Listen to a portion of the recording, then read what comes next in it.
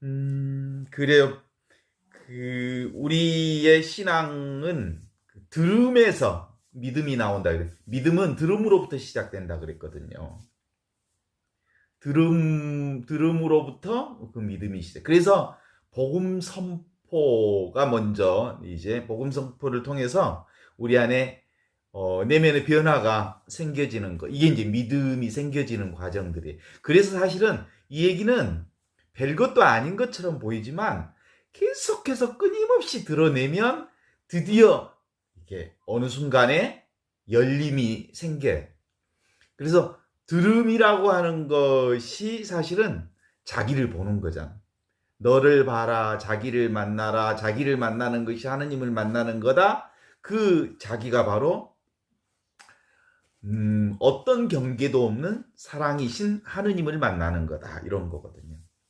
오늘 마르코복음은 조금씩 나가는 건데 실제로 세리자 요한 얘기를 조금씩 더 해볼게요. 음, 요한은 광야에서 회개하고 세례를 받아라. 그러면 죄를 용서받을 것이다라고 선포하였다. 요한은 낙타 털옷을 입고 허리에 가죽띠를 두르고 메뚜기 들꿀을 먹으며 살았다. 요한은 사람들에게 이렇게 외쳤다. 나보다 더 훌륭한 분이 내 뒤에 오신다. 나는 몸을 굽혀 그분의 신발끈을 풀어드릴 만한 자격조차 없는 사람이다. 나는 너희에게 물로 세례를 베풀지만 그분은 성령으로 너희에게 세례를 베풀 것이다 라고 얘기를 하셨어요. 실제로 이제 세례자 요한 얘기를 하면서 함께 풀어보고 싶은 건 그랬어요. 요르단강으로 사람들이 엄청 많이 몰렸어요. 회개하고 세례를 받으라라고 하는 요르단강 세례 얘기죠. 무엇이 그렇게 요르단강으로 사람들이 이렇게 모이게 했을까? 당대 유대 예수님 시대의 요한과 예수님은 유대 사람들 있잖아요. 유대 사람들의 핵심 직업은 그냥 목축업을 주로 많이 했던 광야에 살던 사람들이었거든요. 그래서 그들은 하느님의 목소리를 예언자들을 통해서 들었거든요. 그래서 수많은 예언자들을 통해서 하느님의 목소리를 알아들었던 사람들이었어요. 그런데 그동안 예언자들의 소리를 들을 수가 없었어요. 요한이 있는 동안 꽤 오랫동안 예언자들이 사라진 시대를 살았어요. 그래서 광야에서 외치는 요한의 목소리는 목축업을 하고 있었던 사람들에게 너무너무 반가운 예언자의 소리였어요. 그게 바로 하느님의 소리였거든요. 근데 그 하느님의 소리는 실제로 유대인들에게 두려움과 같은 소리였어요. 왜냐하면 유대인들이 두려워할 수밖에 없었던 것은 예언자들을 통해서 하느님의 목소리를 들으면서 자기들의 삶에 문제가 생겼을 땐 꼭 예언자들이 나타나서 그렇게 살면 안 된다 라고 하느님의 채찍질을 보여주셨어요. 그런 과정에 예언자들과 유대 하느님을 야훼 하느님을 믿는 백성들과의 관계 속에서 예언자들의 목소리, 하느님의 소리를 어떻게 듣기 시작했냐면 하느님의 소리는 징벌하는 소리다. 이렇게 듣게 된 거예요. 진노하시는 하느님의 목소리다. 엄하게 벌하시는 분이시다. 그러면서 드디어 노바운다리, 한계가 없는 하느님, 경계가 없는 하느님, 무한하신 하느님을 경계 지어버린 거예요. 고정시켜버린 거예요. 하느님은 무서운 분, 진노하신 분, 그리고 우리에게 벌하시는 분. 그래서 세례자 요한의 이 세례는 바로 두려운 유대인들을 두려움으로부터 씻어내는 해방의 목소리로 나타난 거죠. 그래. 그래서 그들이 하느님을 또 뭐라고 생각한 거야? 두려운 하느님으로 본 거예요. 하느님을 한정 지어버린 거예요. 하느님을 이렇게 바운다리를 친 거예요. 이런 분이 하느님이다. 사실은 하느님은 뭐라고 꼭 집어 말할 수 없는 분이에요. 이해할 수도 없고 알아들을 수 없고 인간의 생각을 뛰어넘는 하느님이신데 인간들이 그렇게 규정을 짓기 시작했던 거죠. 그래서 사람들이 요한이 광야에서 사람들에게 해준 것은 길바닥의 작은 웅덩이에서 헐떡거리며 죽어가는 물고기들에게 한 바가지를 불어서 다시 죽어가는 이 유대인들을 살려내는 역할을 한 거지. 그쵸? 그런데 예수님은 어떤 분이냐면 길바닥에 헐떡거리는 유대인들, 물고기들을 연못으로 들어가게 해주는 역할을 예수님이 하는 역할입니다. 그러니까 실제로 연못으로 들어가는 길을 보여주는 분이 예수님. 그 얘기는 물고기가 물속으로 들어가는 건 무슨 뜻이에요? 자유와 해방을 뜻하는 거지. 참으로 생명력 넘치게 살게 되는 거지. 그렇잖아요. 그래서 그렇다면 예수님이 길가에서 허덕이는 물고기를 주워다가 이렇게 연못에다 집어넣어주면 될 거 아니에요. 그게 구원이라고 생각할 거 아니에요. 그런데 그건 자연스럽지 않는 거예요. 연못 밖에 나온 물고기를 다시 연못에 넣어주는 것이 하느님 아버지의 뜻인 줄 알지만 우리 하느님 아버지는 집 떠난 아들이 굶어 죽는데도 가서 그를 집으로 데려오지 않는 하느님이시죠. 누군가가 그렇게 했죠. 내 사전엔 절망이란 없다 얘기하지만 우리 하느님의 사전엔 억지란 없다인 거야. 억지로 무엇을 하시는 분이 아니. 가장 자연스러우신 분이 하느님 아버지시지. 저절로 그렇게 되는 것을 알아차리는 게 하느님의 몫이.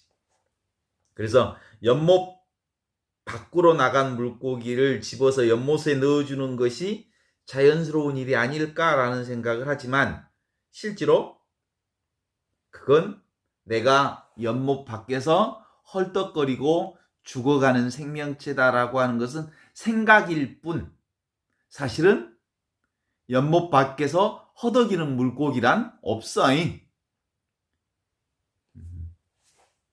그래요. 그렇다는 얘기는 뭐예요? 인간의 생각이 내가 물 밖에 나아가서 물 없는 곳에서 헐떡거리며 죽어가는 사람들이 많다라고 하는 거지. 그건 인간의 허상이요 악몽일 뿐이에요. 그러면 예수님의 역할은 바로 이 기쁜 소식이라고 하는 건 뭐예요? 다른 의미가 아니라 너는 물을 한 번도 떠난 적이 없는 사랑이라고 하는 물 한가운데서 자유롭게 살고 있는 생명이다라고 하는 것을 알아차리는 것. 이게 바로 하느님을 뵙는 거죠. 그래서 다른 의미로 얘기하면 내가 물을 떠나 있다, 사랑을 떠나 있다, 은혜를 떠나 있다, 축복으로부터 떠나 있다라는 이 생각으로부터 해방되는 거지. 이게 기가 막힌 구원의 역사를 알아차리는 것입니다. 그러니까 다시 한번 여기 봐봐요. 모든 물을 떠난 물고기는 아무도 없는 거예요. 그런 것처럼 하느님의 사랑으로부터 벗어난 생명은 아무도 없는 거예요. 어느 누구도 그 무엇도 어떤 것도 하느님의 영역 밖에 있는 경우는 없다는 거지. 무엇만 알면 꿈에서 깨어나기만 하면. 이게 기본서 그러니까 구원이라고 하는 것, 구원 역사를 산다는 것, 우리가 사랑을 산다는 것은 기본적으로 절망이란 인간이 만들어낸 생각일 뿐 실제로 우리는 이 하느님의 사랑 자리를 떠난 적이 없다는 것을 아는 거지. 그래요. 요한은 낙타옷을 입고 허리에 가죽들을 두르고 메뚜기와 들꿀을 먹으며 살았다라고 기록되어 있죠. 요한은 왜 그렇게 살았을까? 좀 특별하게 산 것 같잖아요. 보통 사람처럼 마을에서 보통 옷을 입고 보통 음식을 먹으면서 살지 않고 낙타 털옷을 입고 허리에 가죽띠를 두르고 그리고 메뚜기와 들꿀을 먹으며 살았다라는 얘기는 보통 사람이 아니기 때문에 특별하게 살았다라는 뜻은 아니에요. 그죠? 그래. 특별한 건 없어요. 그 무엇도. 우리가 특별하게 보면 특별한 사람이지. 보통 사람으로 보면 보통 사람이지. 그건 그가 그렇게 생각하기 때문에 그런 거지. 그쵸? 아무래도 요한이 입은 옷이나 먹은 음식이나 그리고 허리에 두르는 것들이 보통 사람들하고 다르다고 생각하는 것은 그가 그렇게 생각할 뿐. 요한은 아주 자연스럽게 그 삶이 자신에게 자연스러웠기 때문에 그렇게 사는 거예요. 요한은 요한으로서 사는 그 몫이 그 낙타털옷을 입고 허리에 가죽띠를 두르고 메뚜기와 들꿀을 먹고 사는 건 요한에게 너무 자연스러워서 그냥 산 거지. 그렇잖아요? 신부가 뭐 특별히 혼자 사는 것이 특별해서 혼자 사는 게 아니고 혼자 사는 게 자연스러우니까 그냥 혼자 사는 거예요. 독신사를 내가 무슨 뭐 독신을 살겠다고 막 엄청난 무슨 각오를 했기 때문에 독신살이를 한 거 아니잖아요. 어떻게 살다 보니까 그냥 그렇게 그냥 혼자 살게 된겨. 그게 가장 자연스러운 답이지. 특별한 거 아니요, 뭐 혼자 사는 게. 그렇잖아요? 동의하십니까? 그뿐이요.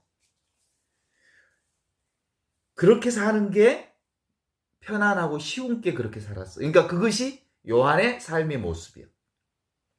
그러니까 크리스티나는 크리스티나로서 사는 거야, 그냥. 응? 요한은 요한대로 사는 거고, 요셉은 요셉으로 사는 것이 가장 자연스럽고 가장 쉽고 가장 아름다운 방법이라고 생각하니까 그렇게 사는 거죠.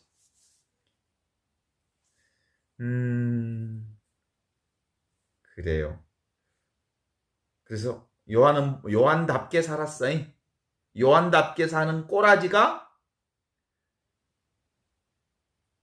메뚜기를 먹고 허리에 띠를 띄우고 그리고 낙타털옷을 입었던 모습이죠. 사람들이 그렇게 사는 것 쉬운 일이라기보다는 가장 사람들은 쉬운 일을 택해. 그러죠? 사람은 누구나 다 자기에게 쉬운 쪽으로 선택하게 되어 있는 게 본능인 것이죠. 한번 물어볼게요. 물이 위에서 계곡물을 따라서 졸졸졸 밑으로 흐르는 것은 무엇 때문에 그렇게 흘러요? 그냥 물이 위에서 밑으로 흘러가도록 그렇게 그냥 저절로 그렇게 되어 있으니까 물이 흘러가는 거예요. 나는 저 계곡을 따라 저렇게 가겠다. 물이 의지를 가지고 열심히 그 계곡물을 따라 물이 달려가는 게 아니에요. 그냥 그런 거예요, 그냥. 그죠? 일부러 더 어려운 길을 선택하는 사람도 있지 않습니까? 라고 말하지만 꼭 그렇지 않아요. 그 출세가 보장되어 있는데도 신의를 지키기 위해서 출세를 포기하고 어려운 길을 걷는 사람이 있어. 근데 그 사람이 출세를 포기한 것은 어려운 길을 걷기 위해서 그런 게 아니야. 그 사람은 그렇게 사는 게 편하니까 그렇게 사는 거예요. 자, 이재명 후보가 무슨 저렇게 그동안 살아온 게 특별한 사람이기 때문에 이재명의 길을 걷는 게 아니고 그가 이재명이기 때문에 그렇게 산 거야. 그러면 윤석열이는 무슨 특별한 사람이기 때문에 그렇게 산 게 아니라 윤석열이는 윤석열이대로 그렇게 산 것이 삶이라고 생각하고 산 거예요.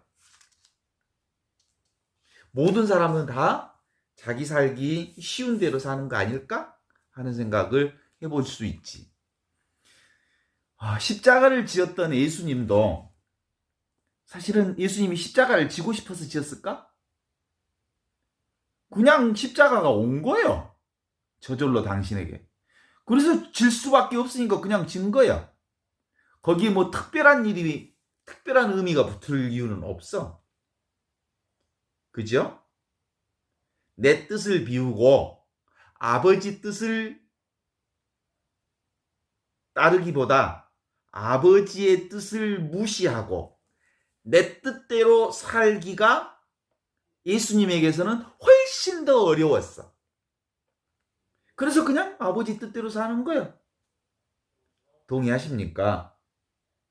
그러니 요한도 결국 낙타털옷을 입고 허리에 가죽띠를 두르고 메뚜기와 들꿀을 먹고 사는 게 당신 꼬라지로는 가장 자연스러운 일이니까 그렇게 산 거예요. 국화가 국화꽃답게 사는 거고 장미가 장미답게 사는 거고 채송화가 채송화답게 사는 거예요.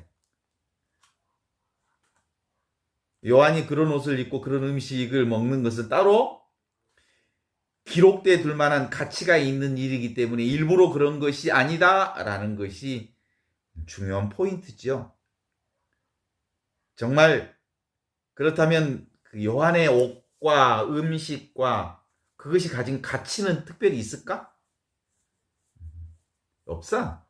그냥 단순한 삶, 아무것도 지니지 않는 삶, 아무것도 남기지 않는 삶, 그것이 요한의 옷과 음식에 담긴 고귀한 가치이지. 왜냐하면 아무것도 지니고 아무것도 소유하지 않고 아무것도 갖지 않으니까 당신은 자유롭고 편안해서 그렇게 사는 거죠. 사람들은 진정으로 편안하고 진정으로 자유로운 삶을 선택하게 되어 있죠. 그래요. 우리 말에 그런 말 있잖아요. 좀 궁상 떨며 사는 거하고 가난하게 사는 거하고의 차이가 뭔지 알아? 궁상 떨며 사는 것은 사실은 부자로 살고 싶어. 화려하게 살고 싶어. 그런데 돈이 없어서 그리고 어쩔 수 없어서 가난하게 살아. 그게 궁상이야. 그런데 복된 가난은 무슨 거냐면 그냥 이 가난을 즐겨. 가난 자체가 막 불평스러운 게 아니야. 그냥 그 가난을 수용하고 받아들이고 그 가난이 자기 존재와 둘이 아닌 그런 삶을 사는 것. 그런 방식이 복된 가난이라 하고 궁상 뜬다 이 말은 사실은 진짜로 나는 속마음은 가난하게 살고 싶지 않는데 어쩔 수 없이 가난하게 살 수밖에 없어서 속에는 불만이 가득 차 있는데 가난하게 사는 궁상 뜨는 거예요. 이런 방식의 삶에 우리가 좀 익숙해지면 좋겠다라는 생각을 좀 하는 거지. 그래서 궁상 뜨는 거하고 가난하게 사는 거하고는 좀 다른 것 같아. 그래서 눈에 보이는 것으로 요한이 살았던 건 아닌 것 같고 요한처럼 먹고 요한처럼 사는 것은 결국은 그렇게 사는 것이 당신의 삶에는 가장 자유로웠던 몫이 아닐까 뭐 이런 생각을 해보게 되지요. 그래서 우리가 이제 영성 생활을 추구하는 것도 사실은 우리 삶 자체가 가장 자유로운 삶을 선택하는 방식이어서 이렇게 사는 거죠. 영성 공부하는 건 무슨 사유활동하는 것 아니에요. 그냥 삶 자체를 경험하는 것. 이게 영성이잖아요. 그런 점에서 말이나 언어나 삶으로 이것을 경험하는 게 아니고 그냥 있는 그대로의 삶을 경험하는 것. 이게 영성이라고 보는 거잖아요. 실제로 우리는 살면서 자기 자신에 대해서 쉽게 건너 짚어서 사는 경우들이 많잖아요. 내 지갑에 지금 돈이 얼마 있는지 아는 사람. 자기 지갑에 돈 있는 것 맞추는 사람 별로 없어. 네? 그리고 자기 몸무게가 정확하게 얼마나 나가는지 재보지 않고서는 잘 몰라. 그리고 관심도 없어. 살면서 무슨 몸무게가 관심이 있겠어요? 그래서 존재 자체를 그냥 사는 것 뿐이잖아요. 그래서 지금 이미 주어진 이 삶이 주님께서 우리에게 주신 지금 이대로의 삶이라고 말할 수 있죠. 그런 점에서 오늘 보통 낙타토롯을 입었던 사람들의 소리가 특별한 소리가 아니다라고 하는 것을 오늘 함께 얘기를 좀 나누어 볼 수 있을 것 같아요. 그래서 세례자 요한은 나는 어떤 사람인가라고 하는 것들 사람들에게 이렇게 얘기합니다. 그들은 사람들에게 이렇게 해주셨다. 나보다 훌륭한 분이 내 뒤에 오신다. 나는 몸을 굽혀 그분의 신발끈을 풀어드릴 자격조차 없는 사람이다. 나는 너희에게 물로 세례를 베푸지만 그분은 성령으로 세례를 베풀 것이다. 이렇게 얘기를 하거든요. 정말로 이게 이제 요한의 말인가라고 하는 게 그 학자들이 종종 얘기를 하는 말인데, 뭐 요한이 말했다고 하면 요한의 말이고, 또 본인이 그렇게 생각하지 않는다 그러면 그럴 수도 있는 거죠. 그런데 아주 여기서 중요한 포인트는 자기가 누구인 줄 아는 사람이 요한이었다는 거예요. 자기 자신이 누구인가를 알면 내가 무슨 일을 어떻게 해야 되는지를 저절로 알 수 있게 되는 거잖아요. 그래서 세례자 요한은 내가 누구이며 자신이 해야 할 일, 그 일이 어디에서부터 나와서 어디까지 끝나는지 자기 소임, 자기 맡은 바 소임을 아주 잘 알았던 사람들이.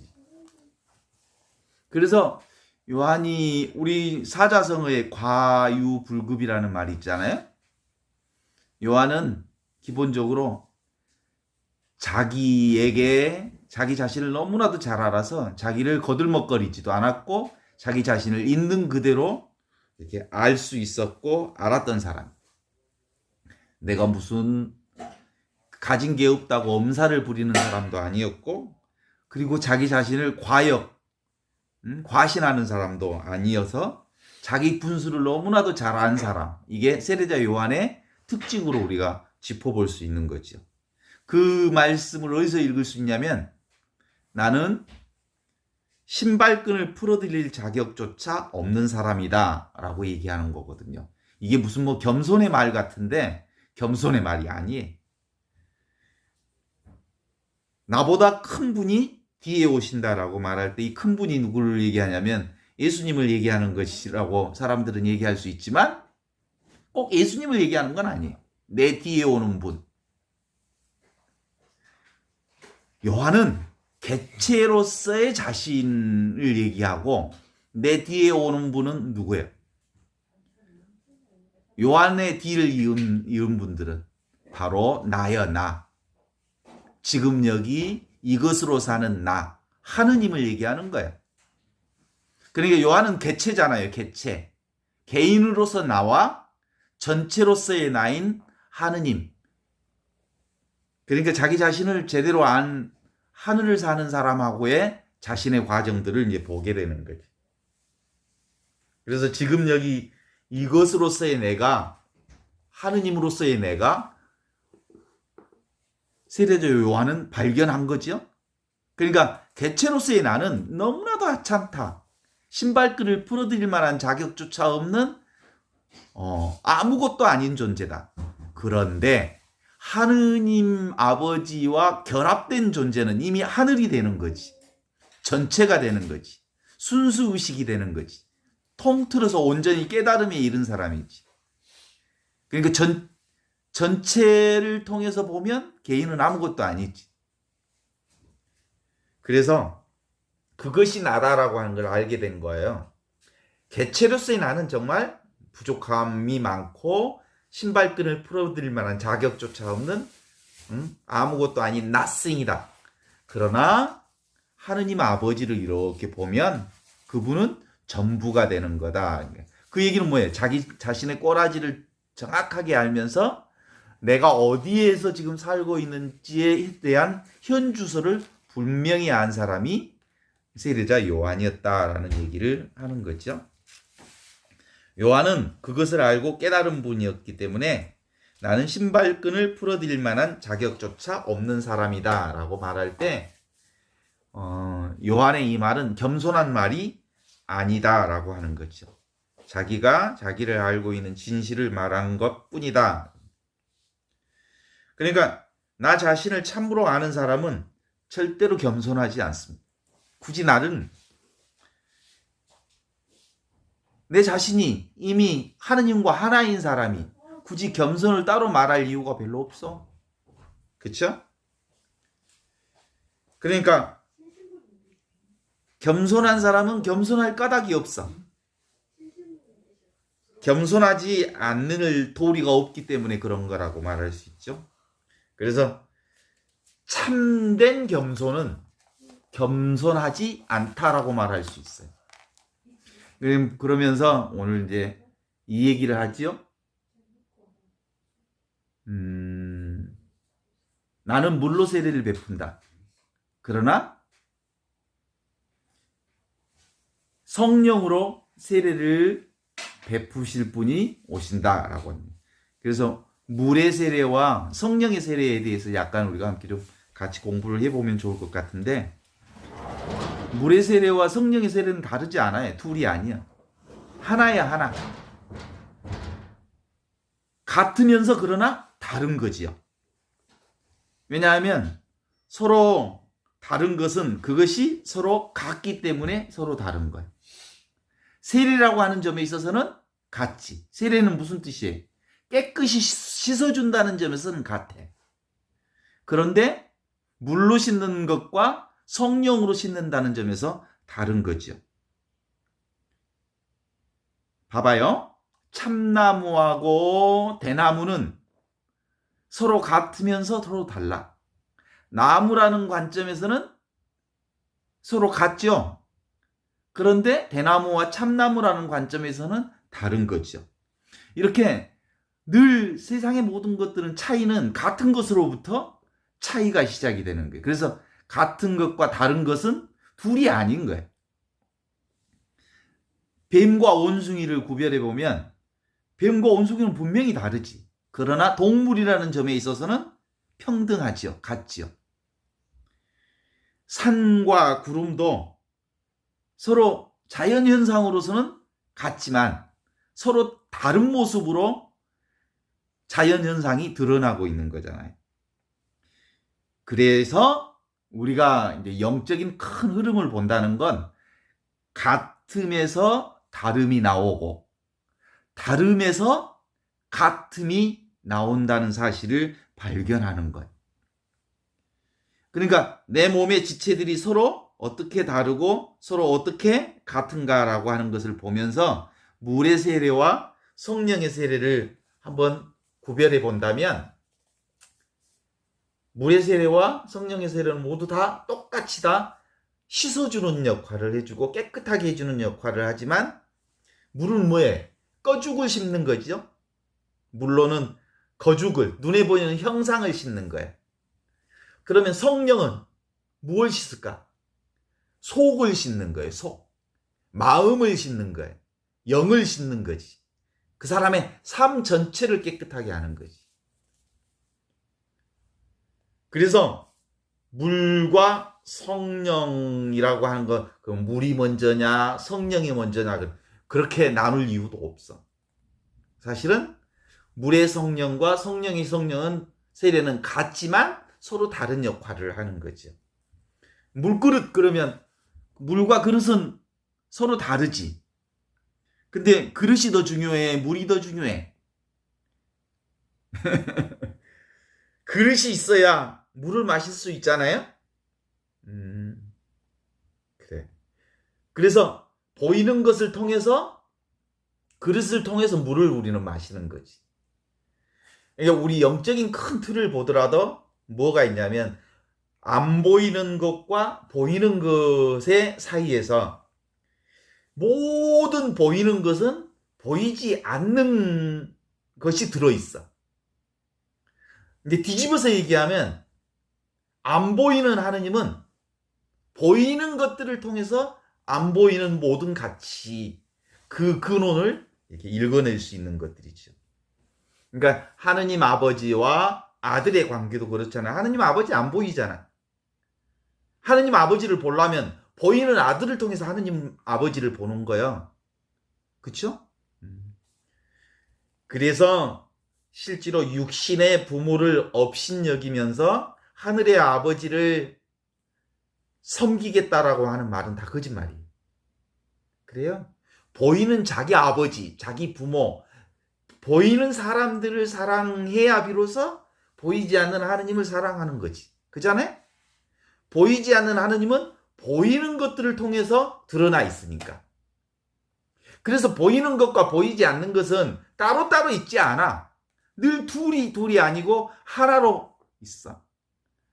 그러니까 나라고 하는 나는 누구야? 보이지 않는 하느님을 드러내고 있는, 하느님의 실체를 드러내고 있는 또 다른 하느님이요. 나만 그런 게 아니라 모든 세상의 모든 존재들은 그래. 그래서 하느님으로 사는 거지. 보이지 않는 것으로. 그래. 그런 점에서 늘 무릎이 저리도록 제대 앞에서 기도해 본 자만이 사는 것, 그것이 곧 기도다라는 말을 입에 사실은 담을 수 있어. 그죠? 그래서 속과 겉이 서로 다르지만 속과 겉은 둘이 아니고 하나예요, 원래. 속 속에 겉이 있고 겉 속에 속이 있어서 둘처럼 보이지만 하나인 거지. 거죽을 통하지 않고서는 속에 들어갈 수가 없으니 속과 겉을 나눈다고 하는 건 얼척없는 일이야. 그래서 우리의 삶이라고 하는 것을 직접적인 지금 여기 이 삶을 우리가 통하지 않고서는 다른 삶을 우리가 들어갈 수 없는 얘기라고 볼 수 있는 거지. 그래요. 그래서 이제 이 얘기가 예수님의 얘기 중에 자주 나와요. 속과 겉에 대한 얘기. 너희들은 속은 시커하면서 겉만 번지르르 하고는구나. 회칠한 무덤과 같구나. 그런 얘기도 하지.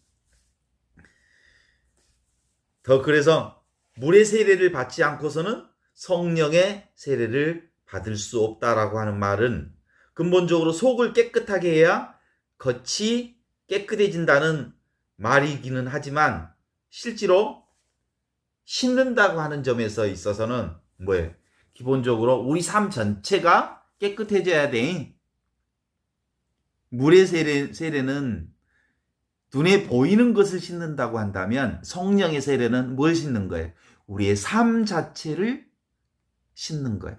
우리 삶 자체를 거룩하게 사는 거지. 바리사인들에게 예수님이 한 말씀이 있어요. 그중 기억나는 게 있잖아요. 너희들은 예수님이 손을 안 씻고 밥을 먹으니까 아주 깜짝 놀래갖고 그냥 발발 떨어. 어떻게 손을 안 씻고 밥을 먹느냐. 유대인들은 사실은 그 먼지구더기에서 살기 때문에 무엇이든 먼저 시작하려면 손 씻고 무슨 일을 해야 되는 거지. 그래서 손을 안 씻고 밥을 먹으니까 난리 났어. 그래서 예수님은 그릇은 깨끗하지만 그 안에 담아놓은 것은 착취와 사기로 가득 차 있구나. 속이 깨끗해야 겉이 깨끗한 줄을 알지 않겠느냐 라고 얘기하면서 겉을 너무 중요하게 여기는 사람들에게 겉과 속이 둘이 아니라는 것을 가르쳐주고 싶은 거지 꼭 속이 중요하다는 것을 말하고자 하셨던 건 아니에요. 둘이 아니요. 근본적으로 그릇만 깨끗해진다고 내용이 깨끗해진 게 아니라 그릇을 깨끗이 했으면 내용도 그 그릇에 담겨진 내용도 깨끗한 내용이어야 돼. 그래서 물의 세례를 손 씻기라고 한다면 성령의 세례는 뭘까? 깨끗하게 살기. 삶 자체가 깨끗한 것. 이걸 성령의 세례로 표현할 수 있는 거죠. 그래서 근본적으로 물의 세례를 통해서 닫힌 문을 우리에게 열어주시는 거라고 한다면 성령의 세례를 통해서 지금 여기 나로서의 이 삶 자체가 정말 진정한 거룩함으로 바뀌는 것. 그렇게 해서 오늘 하느님이야말로 어떤 분이 없는 듯 계시는 분, 있는 분. 그리고 있으면서 없고 없으면서 있는 분이 하느님이라는 거예요. 그래서 이걸 하느님과 없이 계시는 하느님과 있으면서 없는 것을 서로 구분할 이유가 없다는 거지. 그래서 이제 하느님을 만난 사람은 그냥 특별하게 살지 않아. 그냥 일상 자체가 그냥 삶 하나로 표현될 수밖에 없는 것들이죠. 그래서 어떤 사람들은 요한의 이 말이 진짜 요한의 말인가? 라고 얘기하는데 이게 어떤 사람들은 이 성령의 세례와 그리고 물의 세례를 나누어서 얘기한 말이 후대에 교회의 신앙 고백이다라고 말한 그렇게 해석하는 사람도 있지만 그거 그렇게 생각해도 되고 저렇게 생각해도 되고 요한이 말한 말로 보아도 되고 그렇지 않아도 괜찮아. 그냥 지금 내가 그것을 이해하고 그걸 받아들이면 되는 거죠. 그래서 실제로 우리가 그렇게 살면 되는 거예요. 삶 자체가 전부 이거다라고 하는 것을 함께 고백하는 시간이 오늘 우리가 마르코 복음에서 읽는 성령의 세례와 물의 세례의 이 얘기라고 볼 수 있죠. 오늘은 여기까지만 하고